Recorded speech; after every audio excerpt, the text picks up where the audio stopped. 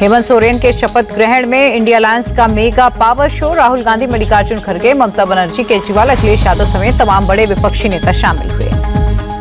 शपथ ग्रहण से पहले पिता शिबू सोरेन से मिले हेमंत सोरेन, पैर छू कर लिया आशीर्वाद। दिल्ली पहुंचे अजित पवार, बोले आज रात अमित शाह के साथ महायुति के तीनों नेताओं की होगी मुलाकात, आज ही नई सरकार पर फैसला हो जाएगा। अजित पवार बोले आज की बैठक में हो जाएगा सीएम का फैसला, विपक्ष की ईवीएम के दावों में कोई सच्चाई नहीं।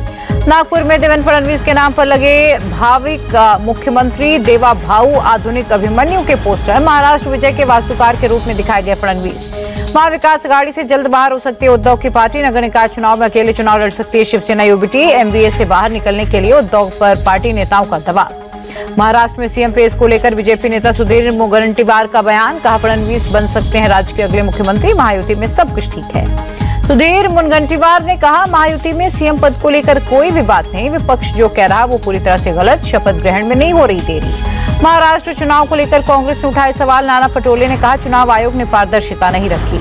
नाना पटोले ने चुनाव आयोग से पूछा 7.5% वोट प्रतिशत शाम 5 बजे के बाद कैसे बढ़ा, चुनाव आयोग इसका सबूत दे। नाना पटोले ने बीजेपी पर निशाना साधा, कहा चुनाव में वोट चुराने का बीजेपी ने किया काम, लोकतंत्र को खतरे में लाने का काम कर रही बीजेपी। संभल हिंसा मामले में पुलिस का एक्शन हुआ तेज, 3 और आरोपी अरेस्ट, फैजान आमिर और मोहम्मद अली को पुलिस ने गिरफ्तार किया। दिल्ली के प्रशांत विहार इलाके में धमाका, स्थानीय लोगों ने सुनी आवाज, खबर मिलने के बाद मौके पर पहुंची दिल्ली पुलिस, फॉरेंसिक टीम भी घटनास्थल पर। मिठाई दुकान के पास एक स्कूटर में धमाका, ब्लास्ट के बाद दिखा धुएं का गुबार, 40 दिन के भीतर प्रशांत विहार में ये दूसरा धमाका। लोएंटल सिटी ब्लास्ट में एक शख्स जख्मी, सुबह 11:48 पर पुलिस को मिली धमाके की खबर। प्रशांत विहार में हुए धमाके की जांच में जुटी एनएसजी, घटनास्थल से सफेद पाउडर जैसी चीज बरामद। 40 दिन पहले सीआरपीएफ स्कूल के पास भी एक ब्लास्ट हुआ था जहां पर ऐसा ही पाउडर मिला था। दिल्ली की कानून व्यवस्था पर अरविंद केजरीवाल ने सवाल उठाए, कहा दिल्ली की कानून व्यवस्था पूरी तरह फेल है, दिल्ली की सुरक्षा की जिम्मेदारी केंद्र की।